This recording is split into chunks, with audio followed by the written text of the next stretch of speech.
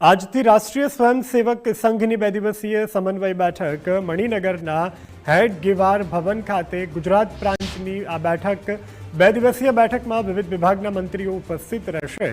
ભાજપ પ્રદેશ પ્રમુખ જગદીશ વિશ્વકર્મા પણ હાજર રહ્યા।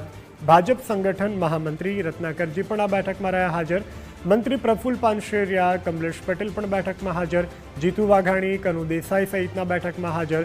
આરએસએસની વિવિધ પેટા સંસ્થાના હોદ્દેદારો, પ્રચારકો ઉપસ્થિત। વર્ષમાં એકવાર યોજાય છે ભાજપ અને ભગીની સંસ્થાની બેઠક। સંઘના એજન્ડા, રાજકીય પરિસ્થિતિ અંગે ચર્ચા।